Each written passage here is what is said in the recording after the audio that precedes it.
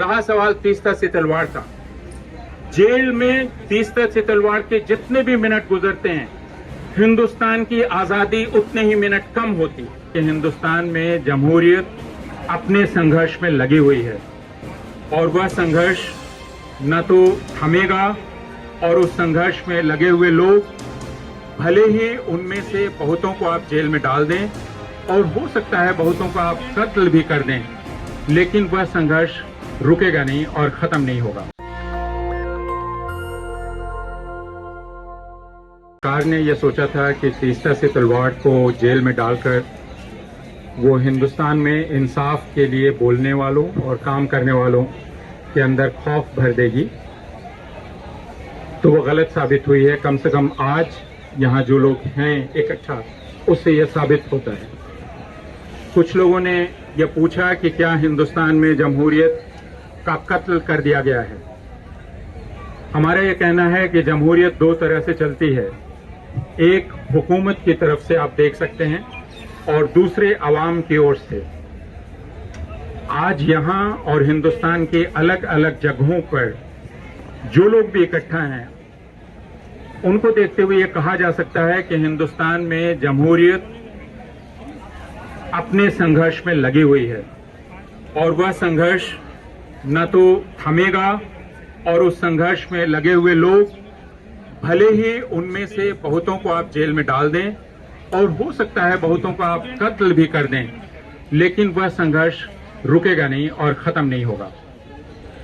तीस्ता से तलवार ने एक बहुत ही नामुमकिन सी लड़ाई लड़ी थी, जो तीस्ता अकेले नहीं लड़ रही थी, बहुत सारे मानवाधिकार समूह लड़ रहे थे। हमें यह पता है कि गुजरात में जो हिंसा हुई 2002 में, उसके बारे में सर्वोच्च न्यायालय ने 2004 में क्या कहा। खुद सर्वोच्च न्यायालय ने यह कहा था कि गुजरात की सरकार को हिंसा में लिप्त लोगों को सजा दिलाने में कोई दिलचस्पी नहीं है, वह आधुनिक नीरो की तरह बर्ताव कर रही है। यह सर्वोच्च न्यायालय का ही कहना था। उस वक्त गुजरात की हिंसा को सिर्फ 2 साल गुजरे थे। आज 20 साल के बाद जब सर्वोच्च न्यायालय एक फैसला दे रहा है जिसमें वो यह कह रहा है कि आपने 15 साल तक क्यों इंसाफ की लड़ाई लड़ी। 15 साल तक इंसाफ की लड़ाई लड़ने का मतलब है कि आपका इरादा गलत था। भारत के सर्वोच्च न्यायालय ने अपने आप के लिए एक ऐसी स्थिति उत्पन्न कर दी है जिससे उसको निकालना पड़ेगा खुद को, क्योंकि उसने किया क्या है, उसने इंसाफ की किसी भी लड़ाई को जुर्म साबित कर दिया है।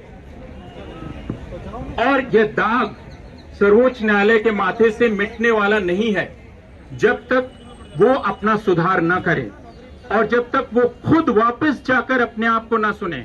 2004 के सर्वोच्च न्यायालय को जब वे खुद न देखें कि क्यों उस वक्त की अदालतों ने गुजरात में मुकदमे चलाने से इनकार किया और गुजरात के बाहर मुकदमे चलाए, इसका मतलब ही है कि उस वक्त सर्वोच्च न्यायालय को भी और दूसरे उच्च न्यायालयों को भी इसका भरोसा नहीं था कि गुजरात में निष्पक्ष ढंग से मुकदमा भी चल सकता है। तो जब इतना शक था उस वक्त के सर्वोच्च न्यायालय को, और वह यह कैसे भूल सकता है, आज की सबसे बड़ी अदालत कैसे भूल सकती है कि यह राष्ट्रीय मानवाधिकार आयोग था जो सर्वोच्च न्यायालय के पास गया था कि वह गुजरात की हिंसा की जांच कराए और इंसाफ का इंतजाम करे। मानवाधिकार आयोग ऐसा क्यों कर सका? क्योंकि तीस्ता से तलवार और अनेक मानवाधिकार कार्यकर्ता और संगठन गुजरात में लगातार सक्रिय रहे।